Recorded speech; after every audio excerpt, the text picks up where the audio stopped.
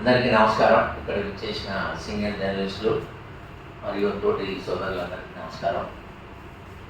Journalist forum for social justice అనే organisation ఈ మధ్యనే స్టార్ట్ చేసినప్పుడు మీరు కూడా ఇక్కడ వచ్చిన భక్తులు కూడా నాకు సీనియర్ పాతపరిచయం నేను గోపాలన మిగతా వాళ్ళు కూడా రెగ్యులర్ కలుస్తూ ఉంటాము. నేను నా గురించి చెప్తున్నాను. నేను లా చదివినాను నాగ్పూర్ యూనివర్సిటీ నుంచి, జర్నలిజం చేశాను ఢిల్లీ యూనివర్సిటీ నుంచి. నేను ఒక రాజ్యసభ ఎంపీ, మన నిజామాబాద్ ఎంపీ మధుయాష్కి మరియు బూర నర్సయ్య చాలామంది మా కమ్యూనిటీ వాళ్ళ దగ్గర నేను పిఏపిఎస్ ఓఎస్డీగా అండ్ పర్సనల్ పిఆర్ఓ కూడా చేశాను. మా కుల సంఘాల జేఏసీకి నేను లీగల్ అడ్వైజర్ కూడా ఉన్నాను. నేను అనుకోకుండా ఒక వేరే పని మీద ఢిల్లీకి వెళ్ళి అలాగే ఓబీసీ ఏసీసీ జరుగుతున్న మీటింగ్ కూడా నేను అటెండ్ అయ్యాను. అంటే ఒక బీసీ బిడ్డగా, ఒక జర్నలిస్ట్గా అసలు వాట్ ఈజ్ వాట్ అనేది చూద్దామని తెలితే నేను తెలియమైంది. ఇప్పుడే సిగ్నాన చెప్పినట్టు ఈ 42% ఏదైతే ఉందో ఏఐసిసి కాబోయే ప్రధాని అంటారు మన రాహుల్ గాంధీ సార్ చాలా తెలుగుగా మాట్లాడి తెలంగాణ రాష్ట్రం మొత్తం భారతదేశంలో ఆదర్శంగా ఉంది. అక్కడ మా గవర్నమెంట్ కొత్తగా వచ్చింది, వితిన్ 2 years లోపల కులగణన చేసింది. మరియు 42% అనేది ఒక అంకెల గారని అనుకోండి, సంఖ్యల గారని అనుకోండి, అది వచ్చిందని ఆయన చెప్పిండు. ఇక్కడ చిన్న మెలకు పెట్టి ఇప్పుడు మహారాష్ట్ర కొన్ని రాష్ట్రాల్లో, భారతదేశంలో దాదాపు 29 రాష్ట్రాల్లో, దాదాపు ఎక్కువ రాష్ట్రాలు 25 రాష్ట్రాల్లో, 25 రాష్ట్రాల్లో బీజేపీ ప్రభుత్వం ఉంది. మూడవసారి మోడీ గారి ప్రభుత్వం జాతీయ రాజకీయాల్లో వాళ్ళకి నచ్చినట్టు. ఒక చిన్న ఎగ్జాంపుల్, 1975లో నేను చాలా చిన్నవాడిని, అప్పటికి నేను 8 ఏళ్ళలో ఉంటా. ఆ చరిత్ర చదివినంత చెప్తున్నా. ఇందిరాగాంధీ గారు ఏదైతే చేసిందో 1975లో ఎమర్జెన్సీ పెట్టి పెద్దవాళ్ళకి తెలుసు, ప్రతిపక్షం అనేది లేకుండా చేసి భారతదేశంలో ఉన్న రాష్ట్రాల్లో ఓన్లీ కాంగ్రెస్ పార్టీ ఉండాలని ఏదైతే సిద్ధాంతాన్ని కాంగ్రెస్ పార్టీ అమలు చేసి వచ్చిందో, ఇప్పుడు మోడీ అమిత్ షా గారి ప్రభుత్వం, మోడీ అమిత్ షా గారు ఇద్దరే కానొస్తారు జాతీయ రాజకీయాల్లో. వాళ్ళు కూడా సేమ్ ఎక్కడ ప్రతిపక్షం మీద ఉండొద్దని ప్రాంతీయ పార్టీలను విడగొట్టి మొన్న ఈ మధ్యనే 1 year కింద జరిగిన మహారాష్ట్ర ఇన్సిడెంట్ ఏదైతే ఉందో, ఏకనాథ్ షిండే అతను ముఖ్యమంత్రి అయ్యి రాజకీయాలను బాల్ ఠాక్రే గారి మనవడు ఆయన కొడుకును ఒక పార్టీని డివైడ్ అండ్ రూల్ ఇట్ ఏదైతే బ్రిటిష్ వాళ్ళు మనకు నేర్పించిపోయారో అది రాజకీయాల్లో చాలా మంచిగా వాడుకుంటున్నారు అందరూ కూడా. బీసీలకు జాతీయ స్థాయిలో చూసుకుంటే కాంశీరామ్ గారు బహుజన్ సమాజ్ పార్టీ ఉత్తరప్రదేశ్లో చాలా బాగా వచ్చింది. ఆ తర్వాత ఏం జరిగిందో మీకు తెలుసు, ఓట్లు మాకు సీట్లు ఉంది. కానీ ఇప్పుడే సోదరు నారాయణ గారు కూడా చెప్తున్నారు, గ్రామ పంచాయతీ స్థాయికి అయితే వాళ్ళు మనల్ని ఎవరేమన్నారు ఏ పార్టీ కూడా. ఎందుకంటే గ్రామ స్థాయిలో సర్పంచ్, మండల లీడరు, ఒక ఎంపీపీ, ఒక జెడ్పీ చైర్మన్ దాకా తీసుకొచ్చి వదిలేస్తారు. గతంలో తెలుగుదేశం పార్టీ కొత్తగా పెట్టినప్పుడు కూడా ఇక్కడ చాలా మంది సీనియర్లు మీకు కూడా తెలుసు, మా కులం నుంచి ప్రాతినిధ్యం వహించిన దుల్లా దేవేంద్ర గౌడ్ గారు కూడా జిల్లా పరిషత్ చైర్మన్గా అప్పట్లో ఆయన ఎంటర్ అయ్యి తర్వాత హోమ్ మినిస్టర్ స్థాయికి పోయారు. ముఖ్యమంత్రి తర్వాత చంద్రబాబు గారి తర్వాత స్థానం కూడా ఆయన లేడు. చాలా సంతోషం. కానీ తర్వాత అదే దేవేంద్ర గౌడ్ గారు వైఎస్ రాజశేఖర రెడ్డి గారి చాలా ప్రెజర్ అనుకోండి, రాజకీయ కోణాల నుంచి అన్ని కోణాల నుంచి ప్రెజర్తోనే ఆయన ఒక పార్టీ పెడితే కూడా ఆ పార్టీ 3 నాళ్ళ ముచ్చటగా నిలవలేకపోయింది. ఒకటే ఇక్కడ మనం గమనించాలి, పుట్టించేటప్పుడు మనకుంటే ఏ మూలలో కూర్చున్నా మనకేదో స్పెషల్ ట్రీట్మెంట్ ఉండేది అన్నట్టు పార్టీలు వాళ్ళ చేతులు ఉన్నాయి. 45-50 ఏళ్ళ నుంచి నేను చిన్నప్పటి నుంచి చూస్తున్నా. ఆర్ కృష్ణన్న గారు బీసీ సంఘం అంటే ఆర్ కృష్ణన్న జాతీయ సంఘం, జాతీయ స్థాయిలో ప్రైమ్ మినిస్టర్ గారు మన స్వర్గీయ వాజ్పేయి గారు ఉన్నా, మన్మోహన్ సింగ్ ఉన్నా, ఎవరన్నా ఉండండి, 40 ఏళ్ళ నుంచి 50 ఏళ్ళ నుంచి బీసీ ఉద్యమానికి ఆరాధ్యంగా పెద్దన్న పాత్ర పోషిస్తున్న ఆర్ కృష్ణయ్య గారు ఇప్పుడు ఆల్ పార్టీ లీడర్ అయిపోయి ఏ సీజన్ కా పార్టీ అన్నట్టు ఆయన పదవులు అనుభవిస్తున్నాడు. ఇంకో జోక్ ఏంటంటే ఎవరు లేనట్టు బీసీలో ఆయనకే ఉపరాష్ట్రపతి అయ్యాలని కొందరు మిడిమిడి జ్ఞానంతో ఓవర్ కాన్ఫిడెన్స్తో ఏదో భజన టీం లాగా భజన చేయడం చాలా తప్పండి. నేను అనేది ఒకటే, చదువుకున్న వాళ్ళు, జర్నలిజం ఉన్న వాళ్ళు, సమాజాన్ని చదివిన వాళ్ళు చాలా అనుభవిస్తున్నారు. సొసైటీలో వాళ్ళు మౌనం వహిస్తారు. వాళ్ళు దయచేసి బయటికి రావాలి. ఎన్ని రోజులు భరిస్తారు? ఈ ప్యాకేజ్ మీడియా రంగంలో ఇలా మీడియా విలువ లేకుండా చేసేది ఎక్కడంటే ఒక రామోజీరావు గారు ఆదర్శంగా ఈనాడు గ్రూప్ ఆఫ్ కంపెనీ స్టార్ట్ చేస్తే అక్కడ యూనియన్ అనేది ఒకటి ఉండదు, మీరు గమనించాలి. ఈరోజు జర్నలిజాన్ని ఎక్కడ తీసుకెళ్ళారు? మేము కూడా చదువుకున్నామండి ఢిల్లీ యూనివర్సిటీలో బ్యాచిలర్ కోర్స్, మాస్టర్ కోర్స్. నేను పిహెచ్డీ కూడా చేసి డాక్టరేట్ ఎగ్జామ్, పిహెచ్డీ ఎగ్జామ్ రాయలేకపోయాను. ఇలా జర్నలిజాన్ని చూస్తే బాధ అనిపిస్తుంది. ఇప్పుడే వచ్చింది అన్న సీనియర్ ఆంధ్రజ్యోతిలో నాకు తెలుసు చాలామంది ఇలా నలిగిపోతున్నారు. అక్కడ జీతాలు చక్కగా ఉంటాయి, ఇక్కడ పేమెంట్ ఉంటాయి, పేడ్ ఆర్టికల్స్, భజన టీమ్గా అందరూ కూడా భజన చేస్తున్నారు. ఏ గవర్నమెంట్ ఉంటే ఆ గవర్నమెంట్, రాష్ట్రంలో అట్నే తయారైంది, జాతీయ స్థాయిలో అట్నే తయారైంది. ఎన్ని రోజులు ఈ భజన టీం? చదువుకున్న వాళ్ళు, మేధావులు కూడా సమాజానికి పనికిరావాలి, కానీ వాళ్ళ వ్యక్తి భజనకు, వాళ్ళ పబ్బం గడనికే పేడ్ రాజకీయాలు, పేడ్ ఆర్టికల్స్ రాసి విలువలు తీసేస్తారు. దయచేసి ఒక్కొక్క పార్టీ ఒక్కొక్క విధంగా ఈ 42% రిజర్వేషన్ వాడుకుంటున్నారు.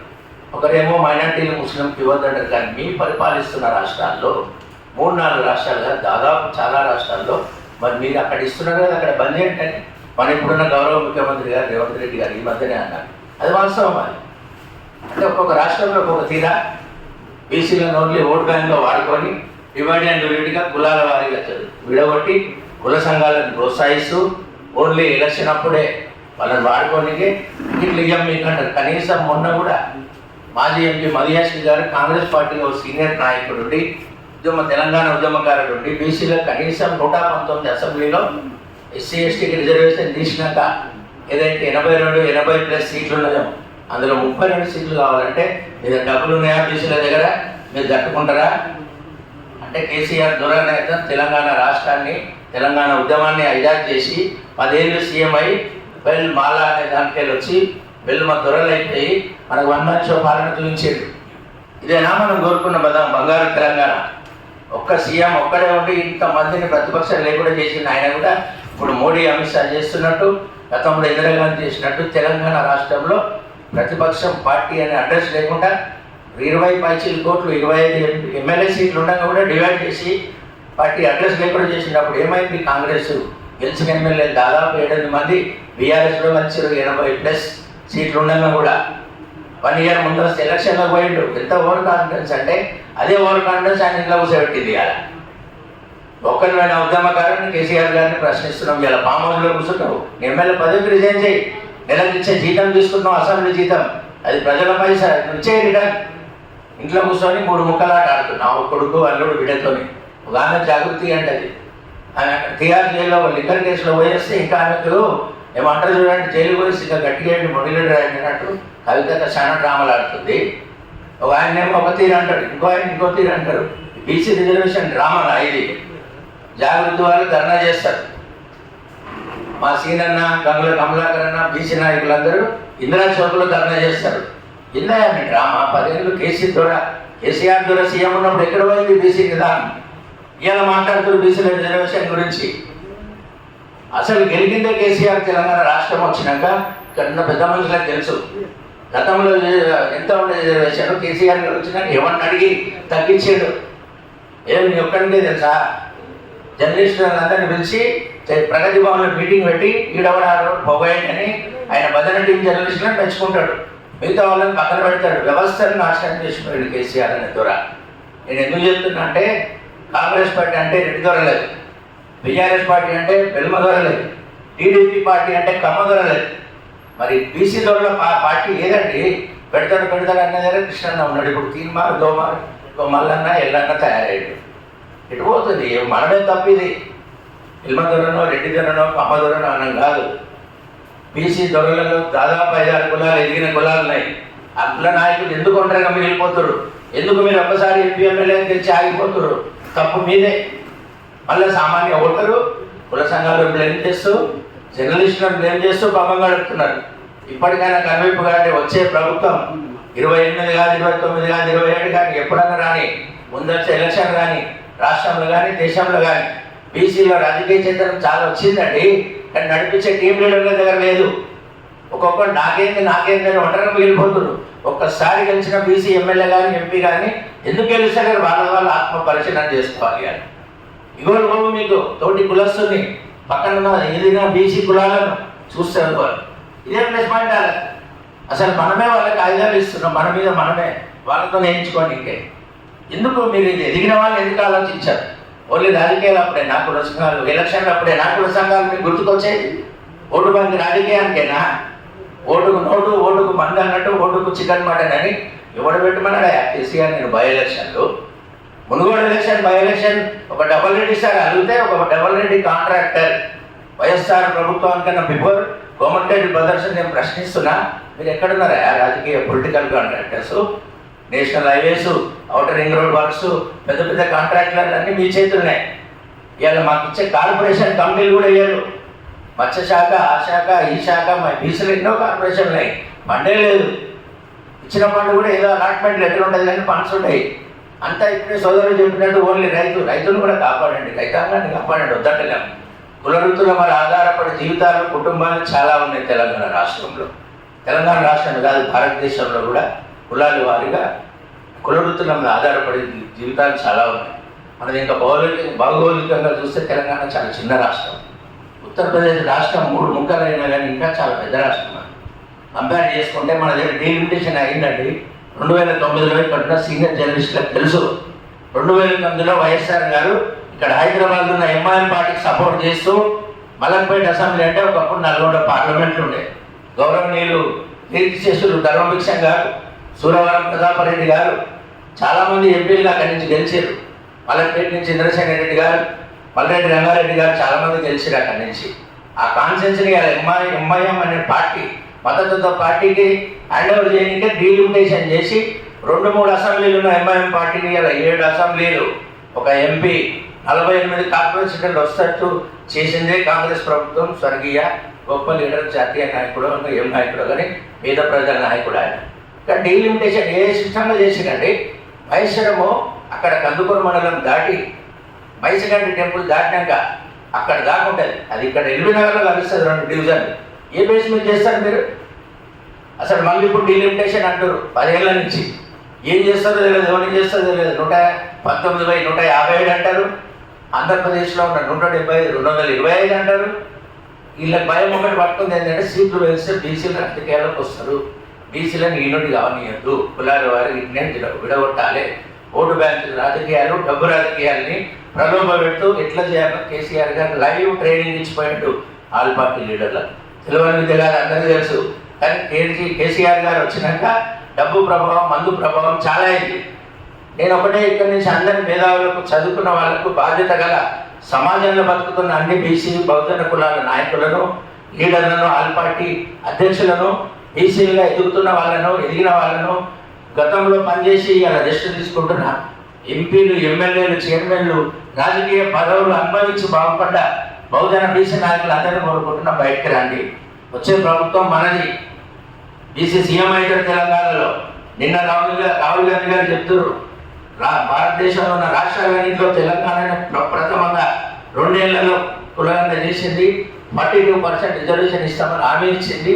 కానీ బీజేపీ ప్రభుత్వం డ్రామా ఆడుతుందని ఆయన బీజేపీని చెప్తాడు, బీజేపీ వాళ్ళు కాంగ్రెస్ని చెప్తారు, ఈ ఇద్దరిని బీఆర్ఎస్ చెప్తారు. ఇదేనా మీ డ్రామా? అందరు తిట్టుకుంటే మమ్మల్ని ఇట్లే ఉంచుది. స్వతంత్రం అప్పుడు వస్తే 75 ఏళ్ళు పైసలకి అయిపోతే ఇంకా మనం భుజాల మోస్తూ, బ్యానర్లు కడుతూ, వాళ్ళ గురించి మనం సేవ చేస్తూ, పరోక్షంగానో ప్రత్యక్షంగానో మనమే మోస్తున్నాం. మన తప్పి వాళ్ళని అనడం కాదు. ఇప్పటికైనా ఈ భ్రమల నుంచి బయటపడదాం, వాస్తవాలను గ్రహిస్తాం, వ్యక్తి బదనాలు మానండి, పార్టీ బదనాలు మానండి. మీడియా రంగంలో, వ్యాపార రంగాల్లో ఆర్థికంగా ఎదిగి తన కులానికి, తన సమాజానికి ఈ బీసీలకు బహుజనంగా చేయాలని తపన ఉన్న డబ్బులున్న లీడర్లు అందరూ, ఆల్ పార్టీలో ఉన్న బహుజన బీసీ నాయకులందరూ కూడా బయటికి రండి. ఒక వేదిక ఏర్పాటు చేసుకుందాం, చూపిస్తాం మన తడాగా ఓటు ఎట్లుంటుందో. 56% ఉన్నాము.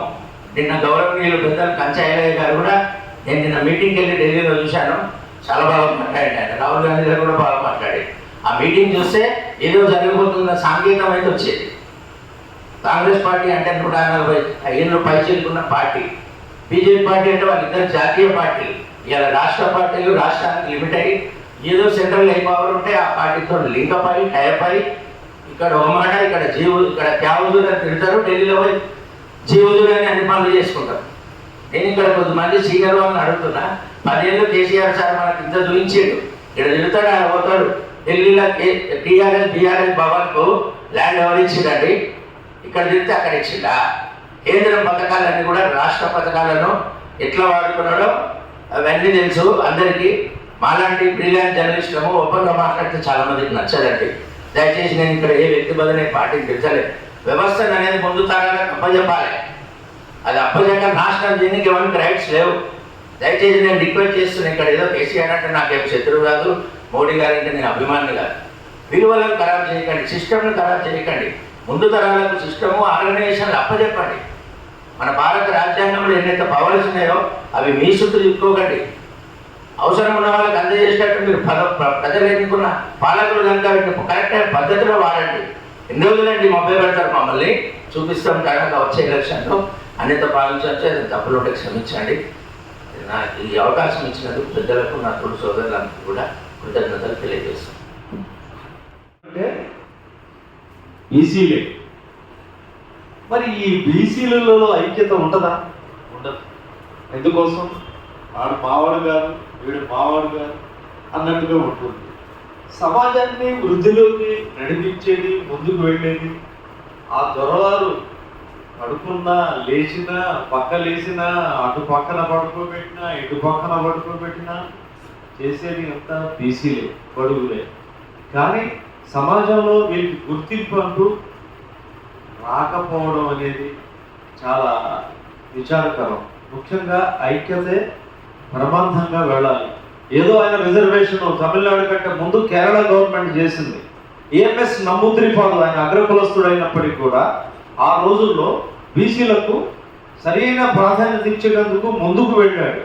ఆయన మనకి చుట్టం కాదు, పక్కం కాదు, కానీ అక్కడ పరాయి రాష్ట్రం అతను.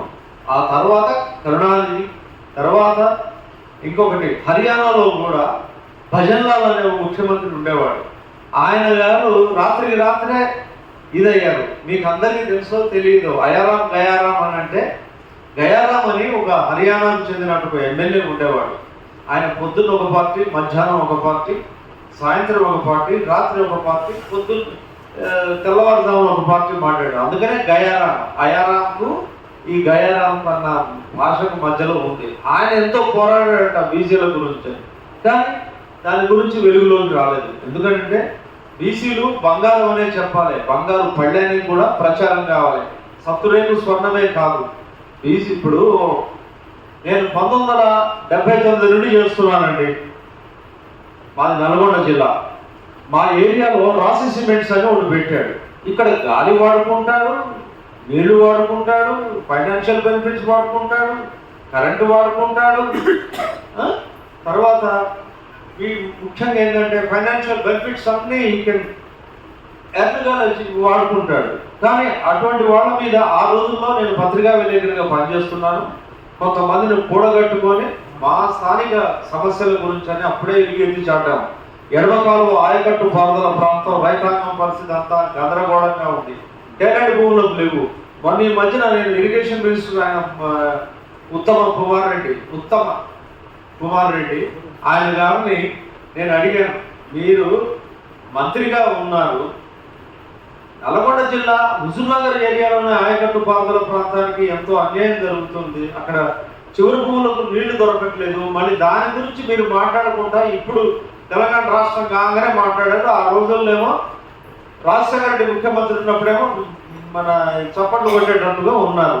ముఖ్యంగా ఏమిటంటే ప్రాంతాల అభివృద్ధి కూడా చివరి వరకు కూడా ఎదుటి వ్యక్తి గురించి ఆలోచన చేసి వాడి సమస్య పరిష్కారం కోరేవాడే అసలైన జర్నలిస్టు. అలాగే రాయల్ భాస్కర్ అంటారా, అది వేరే విషయం. వాళ్ళు ఏదో ఉంటారో ఏదో పోతుంటారో అవన్నీ కాదండి.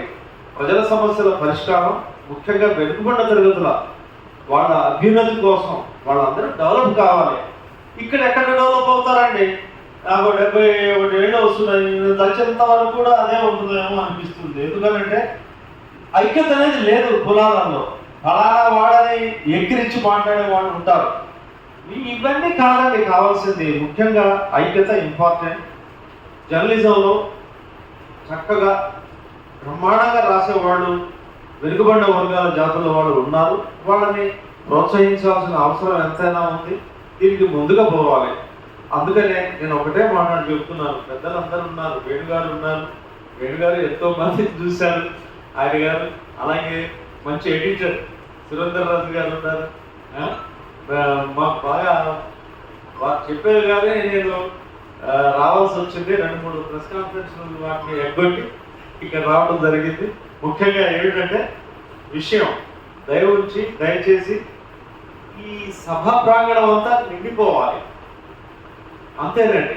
ఇక అంతకంటే ఏం లేదు. ఆ విధంగా పెట్టుబడి వాళ్ళు చేసేవాళ్ళే ఉండాలి.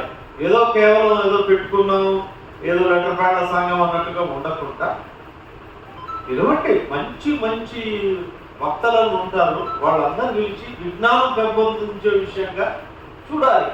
అలాగే ఇప్పుడు ఒక వార్త రాశారంటే మనం ఆ విషయం చెప్పడానికి అన్నారు, చెప్పారు, తెలిపారు, తెలియజేశారు, పేర్కొన్నారు, వివరించారు. ఇట్లనే సమాజాన్ని మేలుకొల్పే విధంగా ఉన్నటువంటి వక్తలను పిలవటం బాగుంటుందని నేను వేణు గారికి, సురేంద్రరాజు గారికి, ఆ సార్ గారి వారికి నేను తెలియజేస్తున్నాను. ఏదో కాస్త చూస్తూ తప్పు మాట్లాడితే దాన్ని ఎక్స్క్యూజ్ కోరుతున్నాను. నమస్కారం. ఇద్దరు మా అంబటి సురేంద్రరావు అన్న, అదేవిధంగా వేణుగోపాల్ అన్న గారికి, అదేవిధంగా మా నాయకుడు జి రాములు గారికి, మా మిత్రుడు దొమ్మాట వెంకటేష్ గారికి, అదేవిధంగా మా ఉద్యోగం రామన్ గౌడ్, శ్రీనివాస్ గౌడ్ అన్న అందరికీ కూడా ఉద్యమ నమస్కారాలు. ఈరోజు ఈ దేశంలో ఒక పెద్ద చర్చనీయ అంశం కులం అనేది ప్రాధాన్యత దాని చుట్టే దేశ రాజకీయాలు తిరుగుతున్నాయి. ముఖ్యంగా ఈ అంశానికి పునాది తెలంగాణ రాష్ట్రం కావడం, మరి ఈ తెలంగాణలో పుట్టిన కులగణన అంశం ఈరోజు దేశవ్యాప్తంగా ఒక ముఖ్య ప్రధాన అంశంగా మారడం నిజంగా తెలంగాణ ప్రజల యొక్క ఉద్యమాల ఫలితంగా మనం భావించాల్సిన అవసరం ఉంటుంది. ఈరోజు బీజేపీని ఒక ముఖం అయితే కాంగ్రెస్ పార్టీని ఇంకో ముఖంగా కుల గణనను, దాని ఆవశ్యకతను ఈరోజు దేశవ్యాప్తంగా ముందుకు తీసుకురావడం జరిగింది.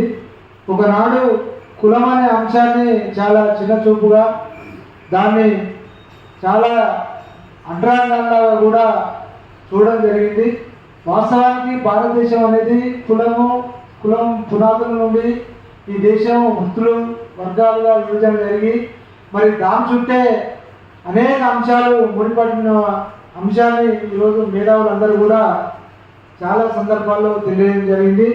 కులం చుట్టే ఆర్థిక అంశం కానీ, రాజకీయ అంశం కానీ, అదేవిధంగా ఉద్యోగ అవకాశాలు కానీ, అనేక అంశాలు, సాంస్కృతిక అంశాలన్నీ కూడా కులం చుట్టే ముడిపడి ఉన్నాయి. ఈ రాష్ట్రంలోనే తీసుకుంటే ఇప్పటి వరకు చాలా సామాజిక వర్గాలు చట్టసభలలో కూడా ప్రవేశించలేదు.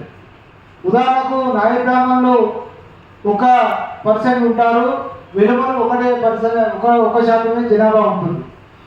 ప్రాధాన్యత పరంగా చూసుకుంటే నైపుణ్యం గల వృత్తిగా నాయ బ్రాహ్మణం, వాయిద్యము, డోలు కానీ, అదేవిధంగా మనుషులను పరిశుభ్రంగా నాగరికులుగా తీర్చిదిద్దడంలో కానీ వాళ్ళు కొన్ని వేల సంవత్సరాలుగా ఈ సమాజానికి సేవ చేశారు. అదేవిధంగా ఎలాంటి వృత్తి లేకుండా, ఇలాంటి సామాజిక నేపథ్యం లేకుండా కేవలం ఒక ఆధిపత్య కులంగా ఉన్న వెనుమలు ఈ రాష్ట్రాల్లో వాళ్ళ యొక్క ప్రాధాన్యత, వాళ్ళ యొక్క రాజ్యాధికారంలో కానీ, రాజరికంలో కానీ వాళ్ళు 100 సంవత్సరాలుగా ఈ సమాజంలో వాళ్ళ చెలామణి ఉంది. అంటే వృత్తి కులాలుగా ఉన్న వాళ్ళు అక్కడనే నాయకురామా లాంటి వాళ్ళు వెనుకబడి ఉన్నారు. అదేవిధంగా ఆధిపత్యం చెలాయించి ఎలాంటి వృత్తి లేకుండా కేవలం పాలక వర్గాలుగా వాళ్ళు ఈరోజు విలమ లాంటి కులాలు చెలామణి అవుతున్నాయి. దీనికి కారణాలు ఏంటి అని వెతికే అంశంలో ఈ కులగణన అనేది చాలా ఉపయోగపడుతుంది. అట్లా చాలా కులాలు ఇప్పుడు ఈ దేశంలో కొన్ని 100 సంవత్సరాలుగా పనిచేసిన నాయ బ్రాహ్మణులతో పాటు రజకులు కానీ, కుమ్మర్లు కానీ, వడ్డర్లు కానీ నాగరిక సమాజానికి వాళ్ళు వినలేని సేవ చేసిన కులాలు ఇవన్నీ కూడా కనీసం గ్రామాల్లో సర్పంచులు, జెడ్పీటీసీలు, ఎంపీటీసీలు కాకుండా కనీసం చట్టసభలు అడుగు పెట్టలేని పరిస్థితి ఈ దేశంలో ఉంది. మరి అందుతో కాకుండా వాళ్ళ యొక్క నేపథ్యం అనేక రంగాల్లో వెనుకబడతనం ఉన్నది.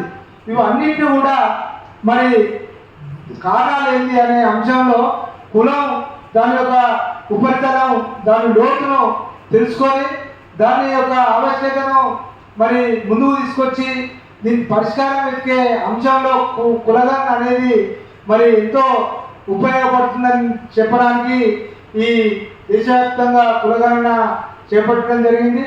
ముఖ్యంగా ఈరోజు తెలంగాణలో ఒక ప్రాధాన్యత 42% రిజర్వేషన్లు కూడా మనం అనుకున్నాం.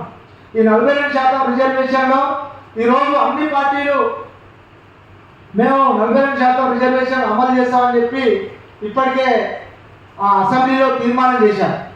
అదేవిధంగా ఏకగ్రీవంగా మేము ఆమోదం తెలుపుతామని చెప్పి అసెంబ్లీలో చెప్పి మరి ఈరోజు ఒక్కొక్కరు ఒక్కొక్క రకంగా ఈ 42% విద్యా ఉద్యోగ రంగాలతో పాటు స్థానిక సంస్థల్లో అని ప్రకటించి మరి ఈరోజు బీజేపీ మేము ముస్లింలు ఈ మతపరమైన రిజర్వేషన్లు మీరు కేటాయిస్తుంది కాబట్టి మేము 9th షెడ్యూల్లో పెట్టాము, మేము ముస్లింలను కలుపుకుంటే మేము దానికి అంగీకరించామని చెప్పి మరి ముస్లింలు ఈరోజు కులగణనకు 42% రిజర్వేషన్లకు మేము వ్యతిరేకమని మేము 9th షెడ్యూల్లో చేర్చామని వాళ్ళ పార్టీ అధ్యక్షుడు రామచంద్రరావు మొన్ననే ప్రకటన చేయడం జరిగింది. ఇంకా మరి బీఆర్ఎస్ పార్టీ వాళ్ళు ఏమంటారు, 42% రిజర్వేషన్లు మీరు ఆర్డినెన్స్ తేవడంతో కానీ తర్వాత జీవో తేవడంతో కానీ సాధ్యం కాదు, అది 9th షెడ్యూల్లో పెట్టాలి. కాంగ్రెస్ పార్టీ ప్రకటించింది కేవలం వాళ్ళు రాజకీయంగా వాళ్ళ ఉనికి వాళ్ళ యొక్క ప్రాధాన్యతను చాటుకోనికే చేస్తున్నారని చెప్పి మరి టీఆర్ఎస్ పార్టీ చెప్తుంది. మరి నిన్ననే all India Congress BC Mela జరిగింది. అందులో రాహుల్ గాంధీ మేము తెలంగాణలో విజయం సాధించాము, దీన్ని జాతీయ స్థాయిలో కూడా మేము దీన్ని అమలు చేస్తామని చెప్పి వాళ్ళు పెద్ద ఎత్తున 5,000 మందితో జరిగిన మీటింగ్లో చెప్పడం జరిగింది. కానీ మనం గ్రౌండ్ లెవెల్లో చూస్తే అనేక రాష్ట్రాల్లో మనకు కర్ణాటకలో కానివ్వండి, మన మహారాష్ట్రలో కానివ్వండి, బీహార్లో కానివ్వండి మనకు 42% రిజర్వేషన్లు ఆర్టికల్ షెడ్యూల్ అంటే మనకు ఆర్డినెన్స్ ద్వారా కానీ జీవో ద్వారా కానీ సాధ్యం కాదనేది మనకు శాస్త్రీయంగా రుజువైంది. మరి కోర్టులలో కూడా మనకు ఆ అంశం ఇప్పటి వరకు ఎక్కడ కూడా విజయం సాధించలేదు అనేది మనం ప్రధానంగా చూస్తున్న అంశం.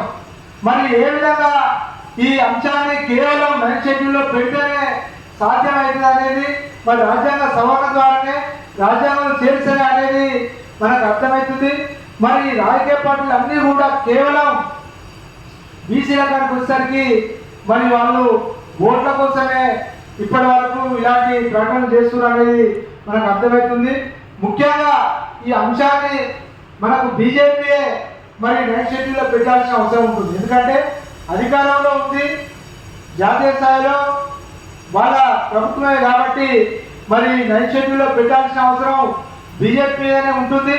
దానికి బీఆర్ఎస్ పార్టీ కానివ్వండి, ఈ తెలంగాణ అదేవిధంగా ఇండియా కూటమిగా ఉన్న ఎంపీలంతా కూడా ఈరోజు బీజేపీ మీద ఒత్తిడి తీసుకురావాల్సిన అవసరం ఉందనేది ఈ సభ ద్వారా మనం అందరం కూడా ఒక ముక్తఖండంగా ఒక తీర్మానం చేయాల్సిన అవసరం ఉంది. అదేవిధంగా జాతీయ స్థాయిలో కూడా మనకు ఈ కులగణను చేపడితే మనకు అనేక అంశాలు బయటికి వస్తాయి కాబట్టి మనం దాన్ని కూడా పెద్ద ఎత్తున ముందుకు తీసుకోవడానికి బీజేపీ మీద కూడా ఈ క్యాస్ట్ సెన్సెస్ మీద ఒత్తిడి తీసుకురావాల్సిన అవసరం ఉందని ఈ సందర్భంగా తెలియజేస్తున్నాం. ఇంకోటి ఏంటంటే కేవలం గ్రామీణ ప్రాంతాల్లో ఈరోజు మొత్తం అంతా కూడా గ్రామ పంచాయతీలు అన్నా కానీ ఎంపీడీసీలు, సర్పంచులు, జెడ్పీడీసీలు అంతా కూడా గ్రామాల్లో బీసీలే ఉంటారు. 50 నుండి 80% బీసీలే ఉంటారు, మిగతా ఎస్సీ ఎస్టీ మిత్రులు ఉంటారు. కాబట్టి మనకు ఈ సర్పంచులు, ఎంపీడీసీలు, జెడ్పీడీసీలు అన్నీ కూడా మనం ఈ 42% రిజర్వేషన్ లేకుండా కూడా సాధించుకోవచ్చు.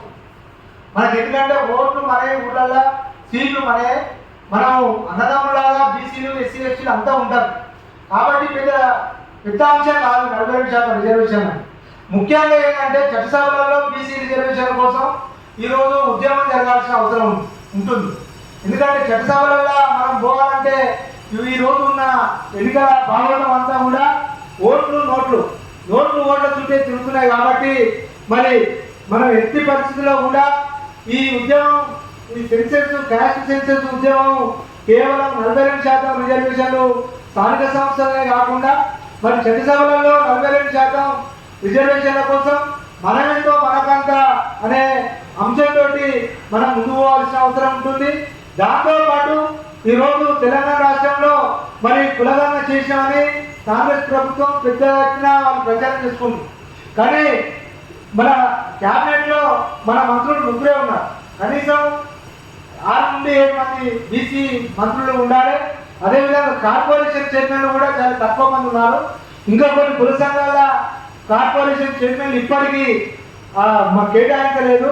బడ్జెట్లో కూడా మనకు ఇప్పటి వరకు పెట్టాల్సిన బడ్జెట్లో మన వాటా లేదు. ఒకవైపు వ్యవసాయదారులకు ఉన్నత మన పెద్ద రైతులకు భూస్వాములకే రాష్ట్ర బడ్జెట్ అంతా కూడా దోచిపెట్టే విధంగా ఉంది. కాబట్టి మరి ఒక్కొక్క కార్పొరేషన్ ఉంది. ఏ కార్పొరేషన్ కూడా మరి ఒక్కొక్క కార్పొరేషన్ 50 కోట్ల రూపాయలు కూడా లేవు. ఉదాహరణకు బీసీ కార్పొరేషన్ ఉంది, అలా చాయ్ బిస్కెట్ బడ్జెట్ కూడా ఇప్పటి వరకు కేటాయించలేదు. మా గీత కార్పొరేషన్ ఉంది, కనీసం అలా 1 రూపాయి కూడా ఇప్పటి వరకు కేటాయించలేదు. అదేవిధంగా కుల సంఘాల కుమ్మరి, కమ్మరి, చాకలి, మందలి, మన వడ్డెర అనేక పట్టణాలని చాలా కార్పొరేషన్ ఉన్నాయి. ఏ కార్పొరేషన్ కూడా మరి 1 రూపాయి అందులో కేటాయించకుండా కేవలం రైతాంగ బడ్జెట్నే మొత్తం కోట్ల రూపాయలు కేటాయించి ఒకవైపునే మళ్లించడం వల్ల మరి ఈ దేశంలో భూమి పుత్రులు అంతా కూడా బీసీలే, ఎస్సీ ఎస్టీలే. మరి వీళ్ళకు బడ్జెట్లో ప్రాధాన్యత కేటాయించి వృత్తుల ఆధునీకరణ కోసం, స్వయం ప్రతిపత్తి మీద వృత్తి నైపుణ్యత కోసం స్వయం పోషకులు వాళ్ళు అభివృద్ధి చేసుకోవడానికి మరి బీసీ యువతకు మరి ఈ కార్పొరేషన్ల ద్వారా బడ్జెట్లో నిధులు కేటాయించి వాళ్ళకు మరి ఉపాధి అవకాశం కల్పించాల్సిన అవసరం ఉంది. మొన్ననే రాజీవ్ యువ వికాసం అని చెప్పి రాష్ట్ర ప్రభుత్వం ఒక పెద్ద కార్యక్రమం చేపట్టింది. ఈ సేవ ద్వారా కొన్ని వేల మంది, లక్షల మంది బీసీలు మరి అప్లై చేసుకున్నారు. కానీ ఎక్కడ కూడా మరి దాన్ని వెంటనే రైతు బంధు నిధులు మేము కేటాయించాలి కాబట్టి మేము దీన్ని కొంతకాలం ఆపుతామని చెప్పి వచ్చిన అప్లికేషన్ అన్నిటికీ దాదాపు 45-50 లక్షల అప్లికేషన్ వస్తే మరి బీసీ వద్దను మా 4 లక్షల నుండి 50,000 నుండి 4 లక్షలు ఇస్తామన్న రాజీవ్ యువ వికాసం అనే పథకం ఈరోజు అడుగెక్కింది. దాని మీద కూడా మరి మనం చర్చించాల్సిన అవసరం ఉంది. ఎందుకంటే ఈరోజు పెట్టుబడిదారులు మొత్తం కాంట్రాక్టర్లు అన్నీ కూడా వాళ్ళకే పోతున్నాయి. అదేవిధంగా మనకు రాష్ట్రంలో అనేక పెద్ద మంత్రి శాఖలు కూడా పెద్ద కులాలకే ఉన్నాయి. బీసీ మందులకు అన్ని చేపలు పట్టేటి, అదేవిధంగా బీసీ సంక్షేమం ఇలాంటివి కేటాయించి మరి ఉన్నత సామాన్య మన మధ్యతరగతి బీసీ వర్గాలకు చిన్న చిన్న శాఖలు ఇచ్చి బడ్జెట్ లేకుండా చేయడం అనేది కూడా జరుగుతుంది. కాబట్టి దేశవ్యాప్తంగా చేపట్టిన క్యాస్ట్ సెన్సస్ అనేది మరి రాహుల్ గాంధీ నాయకత్వంలో విజయవంతం కావాలని, మరి దాన్ని బీజేపీ కూడా మేము దేశవ్యాప్తంగా కులగణన చేస్తామని చెప్పి వాళ్ళు కూడా ముందుకు రావడం అనేది శుభపరిణామమే. అదేవిధంగా జాతీయ స్థాయిలో ఒక బీసీ మంత్రిత్వ శాఖ ఏర్పాటు చేయాలని, బీసీలకు దేశవ్యాప్తంగా సగం బడ్జెట్ కేటాయించాలని మరి ఈ సందర్భంగా తెలియజేస్తూ మరి రానున్న రోజులలో బీసీ జర్నలిస్టులు అదేవిధంగా బీసీ మేధావులు అంతా కూడా ఒక వేదిక మీదకి రావాలని చెప్పి సందర్భంగా తెలియజేస్తూ మరి అవకాశం నాకు ఇచ్చినందుకు ధన్యవాదాలు తెలుపుతూ ముగిస్తున్నాను. భారతీయ సమాజం అంటేనే కులాలతో కూడుకున్న సమాహారం. ఎందుకంటే ఏ దేశంలో కూడా ఆ దేశంలో పేదలు ఎక్కడ ఉంటారు అంటే అందులో మనం వేరే కానీ భారతదేశం కాడికి వచ్చేసరికి కులాలు అనేది ఇక్కడ ఖచ్చితంగా కులాలనే పేదరికం నిక్షిప్తమైంది. కులాలకు అతీతంగా భారతదేశంలో పేదరికం అనేది లేదు అనేది మాత్రం ఒక నిర్ద్వందమైనటువంటి అంశం. ఈ సందర్భంగా ఈ ప్రస్థానంలోనే ముఖ్యంగా కులగణనకు సంబంధించి కూడా దేశవ్యాప్తంగా కూడా పెద్ద ఎత్తున చర్చ జరుగుతున్నటువంటి పరిస్థితి.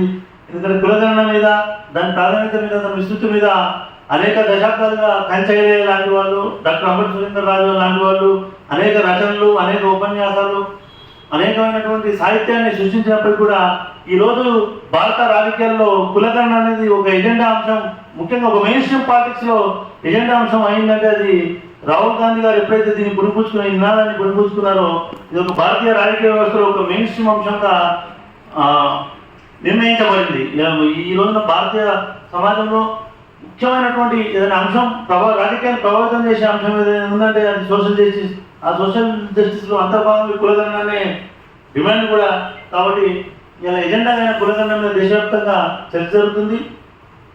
ఒకనొక దశలో ఆర్ఎస్ఎస్ లాంటి సంస్థలు మేము కులగణనకు వ్యతిరేకం, మేము అసలు ఆమోదించమని చెప్పి ఒక 10 సంవత్సరాల క్రితమే వాళ్ళు ప్రకటించారు. కులగణనకు మేము వ్యతిరేకం అని చెప్పి ప్రకటించారు. భారతీయ జనతా పార్టీ కూడా ప్రకటించింది. ఆర్ఎస్ఎస్ అయితే ఈ మధ్య కాలంలో తీర్మానం చేసింది. ఆ తీర్మానాన్ని కొనసాగింపుగా భారతీయ జనతా పార్టీ కూడా అనివార్యంగా వాళ్ళు కూడా కులగణనకు మా ప్రభుత్వం చేపడుతుందని చెప్పి వాళ్ళు ఒక టైం బౌండ్ ప్రోగ్రామ్ కూడా చెప్పారు. ఇదంతా కూడా భారతదేశంలో ఉన్నటువంటి సామాజిక వర్గాలు, ముఖ్యంగా ఉత్పత్తి కులాలు, ఇంటలెక్చువల్స్ నుంచి వచ్చినటువంటి డిమాండ్కు తలపినట్టుగానే మనం భావించాలి. అందుకని ఈ కులగణన అనేది దాని ఆవశ్యకత, దాని ప్రాధాన్యత అనేది ఎంతగానో ఉంది. దాని గురించి పూర్తిగా ఇంకా వివరణాత్మకంగా మేధావులు సురేంద్ర రాజు గారు, వేణుగోపాల్ గారు, రాములు గారు ఉన్నారు. దాని గురించి చాలా విస్తృత స్థాయిలో వారు డిస్కస్ చేస్తారు. కాబట్టి వాటి జోలికి అంటే చారిత్రక ప్రాధాన్యత జోలికి నేను వెళ్ళకుండానే ఒక ఉపరితల అంశంగా నా వంతుగా నేను కొన్ని విషయాలే మీ దృష్టికి తీసుకొచ్చాను. కాబట్టి ఈ అవకాశం ఇచ్చిన మిత్రులందరూ కూడా కృతజ్ఞత తెలియజేస్తూ ముగిస్తున్నాను. ధన్యవాదాలు. సమావేశానికి వచ్చిన సహచర జర్నలిస్ట్ అందరికీ నమస్కారాలు.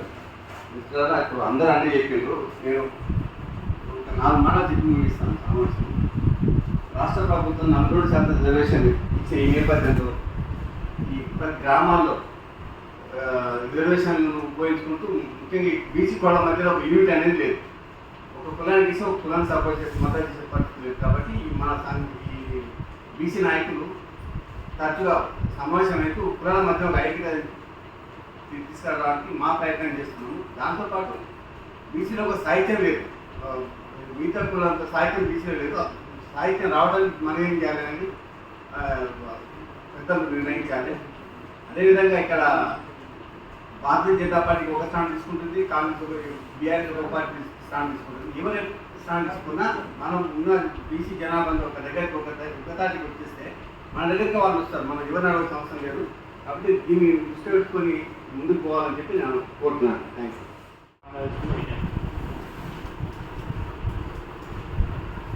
సభాధ్యక్షుడు వేదిక మీద అందరు పెట్టారు. సరే, నాకు ఇది ఒక కొత్త అనుభవం. ఎందుకంటే నేను మొట్టమొదటి మాట్లాడితే మీరందరూ మాట్లాడిన దాన్ని అర్థం చేసుకోలేకపోతుంది. కానీ మీ అందరు చెప్పిన చాలా విషయాలు చాలా ఉపయోగకరంగా ప్రధానంగా సరే మనం పెట్టింది journalist forum for social justice తరఫున ఇలాంటి అంశాల మీద రెగ్యులర్గా చర్చించుకోవాలనేది దీని ఉద్దేశం కదా. ఏదేమైనా మంచి ప్రయత్నం జరుగుతుంది. నేను ఎందుకు మంచి ప్రయత్నం అంటున్నంటే బీసీ ప్రత్యేకంగా ఈ ఫోరం వెనుక బీసీ తాత్వికత ఉన్న మేధావులే ఎక్కువగా నాకు కనపడ్డారు. ఇలాంటి వాళ్ళు కూడటం చాలా సంతోషం. ఎందుకంటే ఇంతవరకు నేను గమనించినంత వరకు ఈ బీసీలలో మేధావులు ఉన్నా కూడా బాగా లోతులకు పోయి రాసిన వాళ్ళు తక్కువ కనపడ్డారు. ఏదో ఐలయ్య ఊస, ఏదో బిఎస్ రాము, ఇట్లా కొంతమంది కనపడుతూ ఉంటారు. కానీ ఈ మధ్య కాలంలో అనేక మంది కనపడుతున్నారు. అయితే దానికి ఇంకా మనం అట్లా మెరుగుపరుచుకుంటే బాగుంటుంది అనేది మనం ఆలోచించవచ్చు. కానీ మంచి ప్రయత్నం అయితే చేస్తాం, చాలా సంతోషం. సరే, ప్రధానంగా కులగణన దాని ప్రాధాన్యత ఏంటి, ఇవాళ కాంటెస్ట్లో దాన్ని ఎప్పుడు ఉపయోగించాలి, ఇది ప్రధానమైన అంశం. అయితే 1931లో ఇంగ్లీష్ వాళ్ళు మన దేశాన్ని పరిపాలిస్తున్న సమయాన మాత్రమే కులాన్ని గెలించడం జరిగింది 1931. దాని తర్వాత మళ్ళీ జరగలేదు. అందరికీ తెలిసిన విషయం మీద ఎందుకు జరగలేదు, ఎవరి ప్రయోజనాల కోసం జరగలేదు, జరిపితే ఎవరికి నష్టం అనుకో జరపలేదు. ఇప్పుడు జరపాలంటే ఎవరు ఆటంకపరుస్తాం, ఇది మనం ప్రధానంగా దృష్టి పెట్టుకొని చర్చించాల్సిన అవసరం. ఒకటి, అగ్రకులాలలో సంపన్న వర్గాలు వాళ్ళకి ప్రయోజనమయ్యేదాన్నే తెలుసుకుంటూ వచ్చారు ఇప్పుడు వరకు. ఎస్సీ ఎస్టీ బీసీ అంటే ఒక మాట చెప్పాలంటే శూద్ర వర్గాలు. ఈ వర్గాల ప్రయోజనాలని కాలదాయకమే ప్రధానమైన ఉద్దేశం. ఎందుకంటే ఈ వర్గాల యొక్క ఈ కులాల యొక్క ప్రయోజనాలని కనుక కాపాడితే వాళ్ళ ప్రయోజనాలకు దెబ్బతిరుగుతాయి. వీళ్ళు ఏ మేరకు డెవలప్ అయితే వాళ్ళు ఆ మేరకు నష్టపోతారు. ఇది విలోమానుపాతం. కాబట్టి ఇంత జరగనియకుంటే వాళ్ళకి ఎంత లాభం. కాబట్టి ఒక పథకం ప్రకారంగానే కులగణన జరపలేదు, జరగనివ్వటం లేదు. ఇప్పటికి కూడా ఆటంక. నేను పలాని పార్టీ అని అంటలేదు. ఏ పార్టీలనైనా ఏ సంస్థలనైనా ఆధిపత్య కులాలు అగ్రభాగాలు ఉంటాయో, డ్రైవింగ్ సీట్లో ఉంటాయో వాళ్ళ ప్రయోజనాలే కావాలి. ఇవాళ మనం జాగ్రత్తగా పరిశీలిస్తే అది ఫలాని రైట్ పార్టీ లెఫ్ట్ పార్టీ ఇంకో పార్టీ అట్లా మాట్లాడుతుంది. అయితే ఇప్పుడు మనం జాగ్రత్త కనుక పరిశీలిస్తే మనం ఈ ప్రస్తుతం కులగణన కోసం జరిగే ఈ ఉద్యమం లేదా పోరాటం లేదా చర్చ ఇదంతా కూడా మనకిప్పుడు సాధారణం అనిపిస్తుంది. కానీ ఇది ఒక ప్రధానమైన రాష్ట్రీయ సామాజిక సాంస్కృతిక చరిత్రలో ఒక ప్రధానమైన ఘట్టం అవుతుంది. ఎందుకు నేను ఏం మాట్లాడుతున్నంటే ఆర్థిక రంగంలో విప్లవం ఉంటుంది, రాజకీయ రంగాల్లో విప్లవాలు ఉంటాయి. కానీ సామాజిక రంగంలో సాంస్కృతిక రంగంలో ఇది ఒక మహత్తరమైన ఘట్టంగానే మిగులుతుంది. ఇది కనుక జయప్రదమైతే ఎట్లా మనం అంబేద్కర్ని చూస్తే అంబేద్కర్ యొక్క ప్రభావంతో భారత రాజకీయాలలో ఇంతకాలం ఈ 100 సంవత్సరాలు లేకపోతే 50 సంవత్సరాలు అంబేద్కర్ యొక్క ప్రభావంతో ఒక సాంస్కృతిక విప్లవం లాంటిది. బుద్ధుడు ఒక సాంస్కృతిక విప్లవానికి కారకుడైపోయింది. తర్వాత కాలం లోపల వేమన, కబీరు ఇట్లా వస్తే పూలే, అంబేద్కర్ అయితే ఇప్పుడు ఈ సాంస్కృతిక రంగం లోపల ఈ సామాజిక రంగం లోపల ఒక కొత్త విప్లవం అవుతుంది. ఎట్లా అంటే ఇంతకాలం మనకు తెలుసు భారతీయ సమాజంలో హిందూ మతంలో ఏముందో, మన ఏ ప్రపంచంలో ఎక్కడ లేని కుల వ్యవస్థ ఒక భారతీయ సమాజంలోనే ఉంది. నీకు ఏమున్నా ఏం లేకున్నా ఈ సమాజంలో పుట్టిన వాళ్ళకి ఇల్లు ఉండొచ్చు, ఉండకపోవచ్చు, ఉద్యోగం ఉండొచ్చు, ఉండకపోవచ్చు, పెళ్లి అవ్వచ్చు, కాకపోవచ్చు, పిల్లలు ఉండొచ్చు, ఉండకపోవచ్చు, ఆస్తి ఉండొచ్చు, ఉండకపోవచ్చు. కులం మాత్రం గ్యారెంటీ. అది పుట్టినప్పుడు వస్తుంది, చచ్చినా పోదు. ఈ కులానికి ఉన్న స్వభావం. ఇలాంటి వ్యవస్థ ప్రపంచంలో ఎక్కడ లేదు. అందుకోసమే చాలామంది ఇప్పుడు ఇంకెక్కడుంది కులం ఒకనాడు ఉంటే కానీ ఇప్పుడు లేదండి. అందరు కలిసే చదువుకుంటూనే ఉండి, అందరు కలిసే బస్సులు ఎక్కుతూనే ఉండి, అందరు కలిసే ఉద్యోగాలు చేస్తూనే ఉండి, అందరు కలిసి ఓటర్లు చేస్తూనే ఉండి, అందరు కలిసి ఉద్యోగం చేసుకుంటూనే ఉండి. ఇప్పుడు ఇంకెక్కడుందండి కులం అనేటువంటి కూడా మనకి నాటకత పడతారు. ఇంకా కులం గురించి మాట్లాడతారేంటండి అని వాళ్ళకి ఏదో కుల రైతు లేనట్టు మిగతా మాట్లాడుతూ వాళ్ళకి కులం ఉన్నట్టుగా మాట్లాడుతుంటారు. అంటే ఈ హిపోక్రసీ మనం సమాజంలో చూస్తూనే ఉంటాం. అయితే దీన్ని బద్దలు కొట్టడానికి ఉపయోగపడుద్దా ఈ కులగణన అనేది, దాన్ని టెన్త్ చేయడానికి ఉపయోగపడుద్దా అని చూసినప్పుడు ఖచ్చితంగా ఈ కులగణన జరిగి ఏ కులాలకైతే ఇంతకాలం సామాజికంగా, ఆర్థికంగా, రాజకీయంగా అన్యాయం జరిగిందో ఆ కులాలకి ప్రయోజనం కల్పించడం కోసం ఈ కులగణన ఉపయోగపడుతుంది. కాబట్టే ఈ విప్లవాత్మకమైన కాబోతుందనేది. కాబట్టి దీన్ని మనం ఎట్లా కులగణని ముందుకు కులగణానికి ఆటంకం రాకుండా చూడటం ఎట్లా, దీన్ని సాధించుకోవడం ఎట్లా అనేది ఒకటి ఉండాలి. దీంట్లో ఇప్పుడున్న ప్రధానమైన అంశం ఏంటి? ఎందుకు భయపడతామో? కులగణన కలిగితే నష్టమైందని ఎక్కడికో సంపన్న వర్గాలు. ఈ కులగణన జరిగితే నేను బీసీలు ఇంతమంది ఉన్నాం, లేదా ఎస్సీలు ఇంతమంది ఉన్నాం, అగ్రకులాలు ఇంతమంది ఉన్నారు. అది వాళ్ళకి అన్ని రాజకీయ పదవులు వాళ్ళకే, సంపదంతా వాళ్ళకే, సర్వం వాళ్ళకే, ఇదంత కాలం అని వస్తుంది. ఈ లెక్కలు చూసుకుంటారు, మనకి నష్టం వస్తుందని చూస్తాం. మీరు జాగ్రత్తగా గమనిస్తే అందరికీ తెలుసు లెక్కలు, నాకంటే ఎక్కువ మీరు వీటిని ఎక్కువ సాధన చేస్తారు కాబట్టి మీకు అందరికీ విషయాలు. ప్రధానమంత్రి ఎవరైనా వీళ్ళకి మనకు తెలుసు, కేంద్ర క్యాబినెట్లో ఎవరు ఎక్కువ కులాలు ఉంటారో మనకు తెలుసు, రాష్ట్ర క్యాబినెట్లో ఎవరు ఎక్కువ కులాలు ఉంటారో మనకు తెలుసు. సంపన్నులకు వస్తే కూడా 1000 మంది సంపన్నులు మనం ఇక్కడ భారతదేశంలో ఉన్న సంపన్న వర్గాన్ని 1000 మందిని పెద్ద సంపన్నులని తీసుకుంటే కనుక 1000 మందిలో 982 మంది, 1000 మందిలో 982 మంది బ్రాహ్మణ, క్షత్రియ, వైశ్య, ఇతర ఒక 2-3 ఇతర కులాలకు సంబంధించిన వాళ్ళే.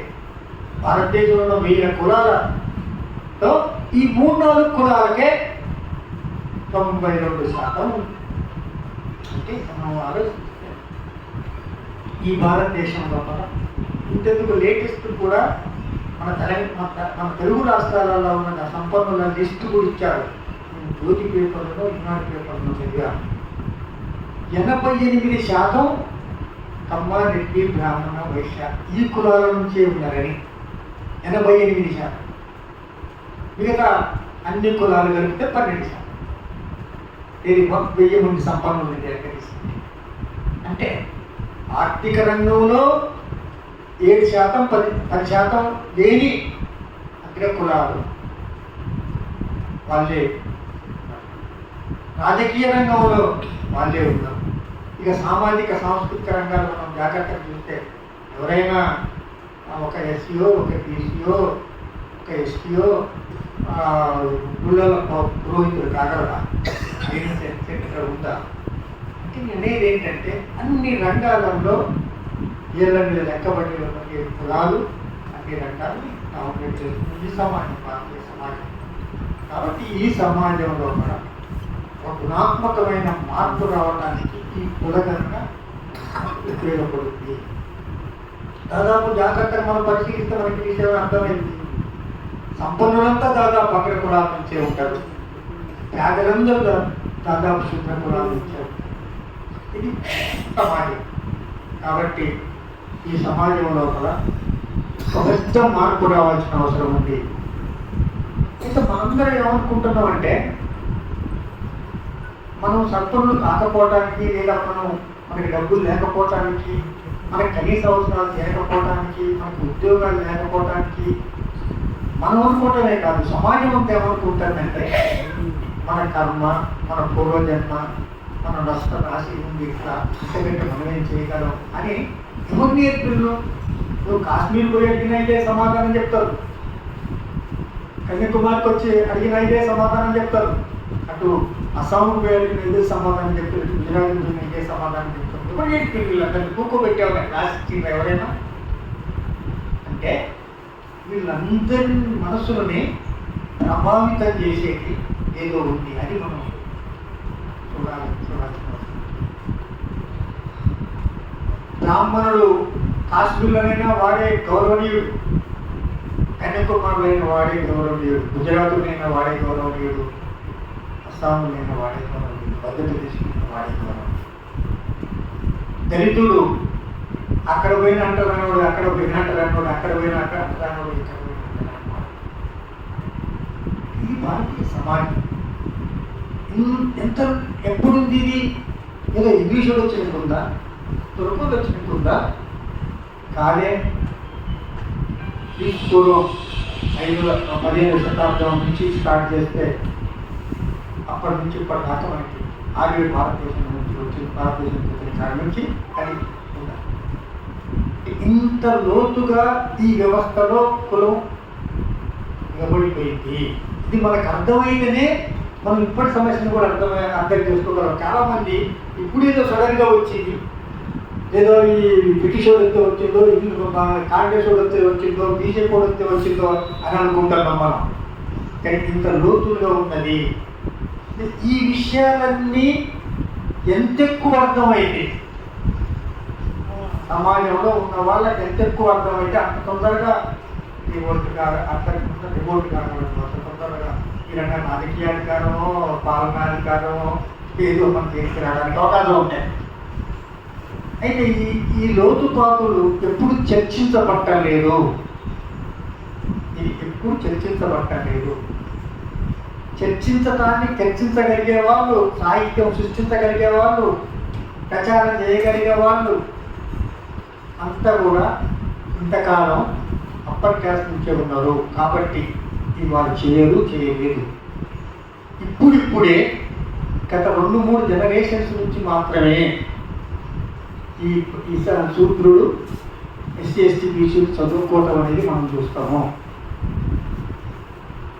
మనందరికీ తెలుసు ధర్మశాస్త్రం అని, భగవద్గీత, వీటన్నిటి రామాయణం కావచ్చు, భారతం కావచ్చు, ఈ పురాణాలు కావచ్చు, ఇతిహాసాలు కావచ్చు, భగవద్గీత కావచ్చు, ఇవన్నీ కౌటిల్య అర్థశాస్త్రం కావచ్చు, అనుధర్మశాస్త్రం కావచ్చు, ఇవన్నీ ఏం చెప్తున్నాయంటే ఎక్కువ తక్కువలు సమానమే, ఎక్కువ తక్కువలు సహజమే, 5 ఏళ్ళు సమానంగా లేవు, ఉండవు, ఉంటే పని కాదు. కాబట్టి ఎక్కువ తక్కువలు ఉండాల్సిందే సమాజంలో. మనం అంటాం కాదు, దేవుడే ఇట్లా సృష్టించిండు. దేవుడు ముఖం నుండి బ్రాహ్మణులు పుట్టిండ్రు, భుజాల నుండి క్షత్రియులు పుట్టిండ్రు, నాభి నుండి వైశ్యులు పుట్టిండ్రు, పాదాల నుండి శూద్రులు పుట్టిండ్రు. మనం ఇచ్చింది కాబట్టి ఇది దైవ నిర్ణయం కాబట్టి దీన్ని మనం ఛాలెంజ్ చేయకూడదు, దీన్ని వ్యతిరేకించకూడదు, దీన్ని చర్చించకూడదు, ఇది ధర్మం అని చెప్పిన నిజమేనా? ఇప్పుడు భారత రాజ్యాంగం ఏ విధంగానైతే ఇది న్యాయం, ఇది ధర్మం, ఇది దాటొద్దు అని చెప్పి శాసనాలు చేసినాయో, ఇప్పుడు భారత రాజ్యాంగంలో 12 చాప్టర్స్, తర్వాత 443 ఆర్టికల్స్, ఇవన్నీ మనం చూస్తున్నాం. దాన్ని పాటించాలి, పాటించకపోతే శిక్ష, అది నేరం. అట్లనే భారతదేశాన్ని కూడా మనకు ఒక రాజ్యాంగం ఉంది. 1773 వరకు ఉన్నది ఒక రాజ్యాంగం, ఒకటే రాజ్యాంగం, అది మన ధర్మశాస్త్రం. 1773లో ఇంగ్లీషు వాడు వచ్చి రెగ్యులేటరీ యాక్ట్ పెట్టేదాకా దానికి తిరుగులేదు, దాన్ని ప్రశ్నించిన వాడు లేడు. ఆ మనధర్మశాస్త్రంలో ఉన్నదే మన అదే శాసనం, దాన్ని పాటించాల్సింది. దాంట్లో చాలా స్పష్టంగా చెప్పారు, ఎవడో సృష్టించిన మనని. బ్రహ్మ ముఖం నుంచి పుట్టిన వాళ్ళు, బాబుల నుంచి పుట్టిన వాళ్ళు, నాభి నుంచి పుట్టిన వాళ్ళు, పాదాల నుంచి పుట్టిన వాళ్ళు అంతే ఉండాల్సిందే. అది ఆ ధర్మాన్ని పాటించాలి, వ్యతిరేకించడానికి లేదు. తర్వాత ఇవాళ మనం సూర్యుడు ఏమనుకుంటున్నాం, ఇప్పుడు బీసీల గురించి ఏమనుకుంటున్నాం, మనకి అన్ని హక్కులు లేవు అని పోరాటం చేయాలనుకుంటున్నాం. కానీ దీనికి పునాది ఎక్కడుంది? సూత్రుడు ఎస్సీ ఎస్టీ బీసీ చదువుకోకూడదు, వీళ్ళ దగ్గర ఆస్తులు ఉండకూడదు అని చాలా స్పష్టంగా. మీరు చూడండి, మనుస్మృతి 26 స్మృతులతో 2500 శ్లోకాలతో ఉన్నాయి. అంటే ఒక మాట చెప్పాలంటే మన చాప్టర్స్, మన ఆర్టికల్స్ లాగా. దాన్ని వైలేట్ చేస్తే శిక్ష. సూత్రుడు ఎవరు? 2వ స్మృతి 16వ శ్లోకం ప్రకారంగా సూత్రుడు ఎవరు చదువుకోకూడదు. 8వ స్మృతి 417వ శ్లోకం ప్రకారం సూత్రుడు ఎవరు ఆస్తులు కలిగి ఉండకూడదు. 8వ స్మృతి 413వ శ్లోకం ప్రకారం సూత్రుడు పుట్టిందే వీళ్ళకి సేవ చేయడం కోసం. ఇంత స్పష్టంగా రాసింది. దీన్ని వాయిలేట్ చేస్తే శిక్ష. దాన్ని శిక్షించడం కోసమే రాజు పరిపాలించాలి, పాలకులు ఉండాలి. ఇంత స్పష్టంగా ఉంది కాబట్టి ఈ ఎస్సీ ఎస్టీ బీసీలకి తరతరాలుగా చదువు లేదు, సంపద లేదు. ఈ ఫ్యాక్ట్ అర్థం కాకుండా మనం ఇంత వెనకబడటానికి కారణం దీనికి ఇంత చరిత్ర ఉందని అర్థం కాకుండా ఈ చరిత్రని కాపాడటానికే ఈ హిందూ మతం ఉంది, ఈ మనువాదం ఉందని అర్థం కాకుండా మనం ఏం చేయలేదు. ఎందుకంటే మన వాళ్ళందరినీ ఎవరిని అడిగినా కూడా మీరు ఎందుకు పేదవాళ్ళు ఏంటంటే మనం నొక్కగా రాతలేదు, ఆ కర్మ అంటే ఇక్కడ మనం జాగ్రత్తగా పరిశీలించుకుంటే ఇవన్నీ ఉన్నాయి. దీనన్నిటి పట్టంగానే మనం వెనకబడ్డాము. అయితే ఈ విషయాలని వివరంగా చెప్పాల్సింది మేధావులు, కవులే, రచయితలే, ఇంకా చెప్పాలంటే మనలాంటి జర్నలిస్టులే. అయితే ఈ విషయాన్ని తెలవకుండా చెప్పడం అనేది సాధ్యం కాదు. కాబట్టి ఇలాంటి వాళ్ళని ఇలాంటి ఆలోచన కల్పించడానికి ప్రత్యేకంగా మనం ఇలాంటి చర్చలు పెట్టుకోవడం చాలా ఉపయోగకరం. ఈ journalist forum for social justice ఇలాంటి కృషి చేయాలనేది నా కోరిక. ఇక రెండో అంశం ఏంటంటే నేను చెప్పదలుచుకున్నాను, మనం సాహిత్యం సృష్టించడం చాలా ముఖ్యం. సాహిత్యం సృష్టించకుండా మనం ఎవరిని ఎడ్యుకేట్ చేయలేదు. అంటే దీనికి తగ్గ సాహిత్యం లేదు, దీనికి తగ్గ సాహిత్యం లేదు, సాహిత్యం సృష్టించబడలేదు. నేను ఇంకా ఒక మాట చెప్తుంది ఏంటంటే బ్రాహ్మణవాద సాహిత్యం పుష్కలంగా ఉంది, బ్రాహ్మణవాద సాహిత్యం ఉంది, ఆర్థికవాద సాహిత్యం ఉంది, కానీ ఈ సామాజిక న్యాయ సాహిత్యం లేదు. బ్రాహ్మణవాద సాహిత్యం అంటే ఏంటి? మన రామాయణం, భారతం, పురాణాలు, ఇతిహాసాలు, వేదాలు, ఇదంతా బ్రాహ్మణవాద సాహిత్యం. అది మనకి సినిమాలలో అదేనా, సాహిత్య పుస్తకాలలో అదేనా, మనం మాట్లాడుకునేది అదేనా, మన తల్లిదండ్రులందరూ పాటించేది అదేనా, పండగలు అదేనా, ఇవన్నీ అయ్యేనా. ఇది బ్రాహ్మణవాద సాహిత్యం. ఆర్థికవాద సాహిత్యం అంటే ఏంటి అంటే ఆర్థికం పరిష్కారం అయితే అన్ని పరిష్కారం అయితే అనే ఒక సాహిత్యం అది ఉంది, చాలా పుష్కలంగా ఉంది. దాని తర్వాత బ్రాహ్మణవాద సాహిత్యాన్ని ఛాలెంజ్ చేసుకుంటే ఈ ఆర్థికవాద సాహిత్యం వచ్చింది. అయితే దానికంటే ఇది బెటర్. ఈ ఆర్థికవాద సాహిత్యం ఏంటంటే మన సమాజం లోపల మనం ఆర్థిక రంగం లోపల బాధలు పడుతున్నాం, సామాజిక రంగంలో, రాజకీయ రంగంలో, సాంస్కృతిక రంగంలో అన్నింటిలో బాధలు పడుతున్నాం. కానీ కేవలం ఆర్థిక రంగంలో విముక్తి కావటం గురించి చెప్పేది ఆర్థికవాద సాహిత్యం. కానీ ఇప్పుడు కావలసింది మిగతా సాహిత్యం, అంటే రాజకీయ రంగంలో సాహిత్యం, తర్వాత ఈ సామాజిక రంగంలో, సాంస్కృతిక రంగంలో కూడా ఈ సాహిత్యాన్ని విస్తృతంగా డెవలప్ చేయాల్సిన అవసరం ఉంది. ఈ పని మేధావులు చేయాలి. ఏ మేధావులు చేయాలి? ప్రత్యేకించి ఈ సమయంలో ఈసీ మేధావులు చేయాలి. దళిత మేధావులు కొంత ప్రయత్నం చేసి ఒక మేరకు ఆ తరగతుల్ని చైతన్యం చేసినవి. ఎందుకు నేను ఈ మాట అంటే సమాజంలో 50-60% ఉన్న ఈసీల లోపల బాగా డెవలప్ అయిన మేధావులు, సాత్వికత బాగా పెరిగిన మేధావులు చాలా తక్కువ కనపడుతున్నారు. ఇంకా ఒక మాట చెప్పాలంటే తెలంగాణలో ఉన్నంత వరకు, ఆంధ్రాకి, తెలుగు రాష్ట్రాలలో ఉన్నంత మేరకైనా దేశంలో మనకు కనపడరు. ఇక్కడ కనీసం ఒక అంజయ్యో, ఊసావో, బిఎస్ రాములో, ఇంకా వాళ్ళు వీళ్ళు కనపడుతుంటారు. కానీ దేశం లోపల అట్లా కనపడని పరిస్థితి ఒకటి ఉంది. కాబట్టి విస్తృతంగా ఈ సాహితీవేత్తలు డెవలప్ కావాల్సిన అవసరం ఉంది. దానికోసం నేననేది ఏంటంటే ఈ forum for journalist forum for social justice దీని మీద ఒక ప్రత్యేక ప్రయత్నం చేయాలనేదే నేను మీ అందరి చర్చలను ఆసరా చేసుకుని నేను ఈ అభిప్రాయానికి రాగలిగాను. తర్వాత ఏ సంస్కరణకైనా ప్రపంచంలో ఏ ఉద్యమానికైనా ఏ విప్లవానికైనా పాయిలెట్ లాగా సాహిత్యం ఉంటుంది. పాయిలెట్ లాగా పనిచేసేది సాహిత్యమే. మొట్టమొదటి సాహిత్యం పుట్టినాకనే మిగతావి వస్తాయి. ఉదాహరణకు మీరు చూడండి, యూరప్ బాగా అడ్వాన్స్ అయింది ప్రపంచంలో. దానికి ముందు సాహిత్యం సృష్టించబడ్డది.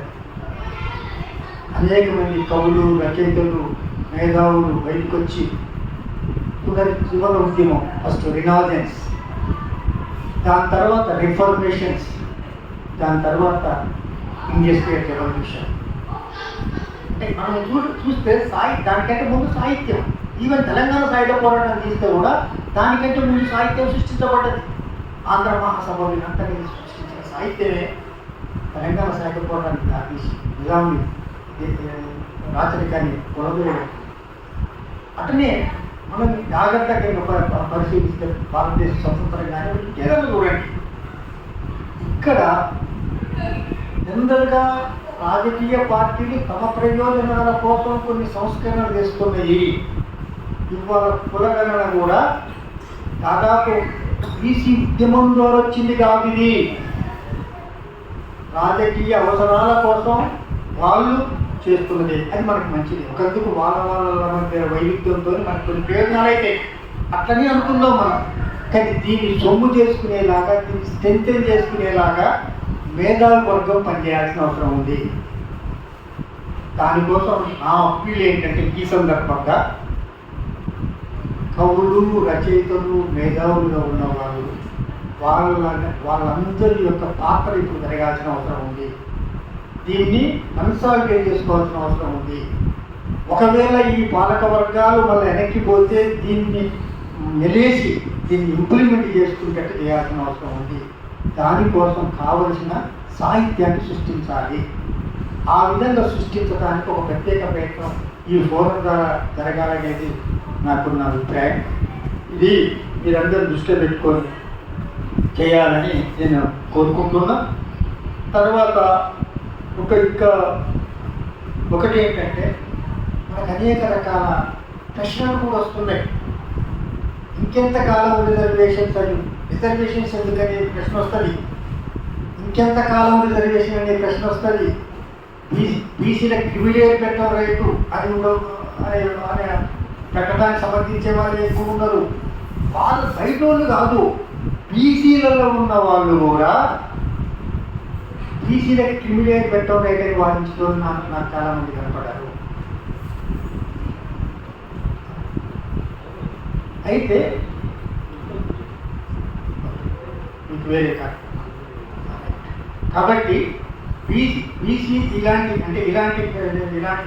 చర్చలు చాలా ఉన్నాయి. రిజర్వేషన్స్ ఎందుకు, ప్రివిలేజ్ ఎందుకు, చట్టసభలో రిజర్వేషన్ ఇస్తే బీసీల సంపన్నులకు లాభం అయింది, బీసీల పేదలకి లాభం అయింది అని వాదించడం కూడా అగ్రకుల సంపన్నులకు లాభం కావాలనే వాదన ఉంటాయి. ఇవన్నిటిని అంటే ఈడబ్ల్యూఎస్ రిజర్వేషన్ గురించి ఎప్పుడు మాట్లాడు, అందరూ మళ్ళీ 2 రోజుల్లో చట్టం చేస్తారు. అంటే ఇలాంటి విషయాలన్నిటి మీద చర్చించుకొని కాస్త లోతుల్లోకి వెళ్ళి ఇంకా ఈ సెక్షన్స్ అన్నింటినీ చైతన్యవంతం చేసేలాగా సాహిత్యాన్ని సృష్టించాల్సిన అవసరం ఉంటుంది. ఈ ఫోరం ఆ పని చేయాలని కోరుతూ, మీరు నాకు ఈ అవకాశం ఇచ్చిన మీరందరికీ నిర్వాహకులకు ధన్యవాదాలు అర్పిస్తున్నాను.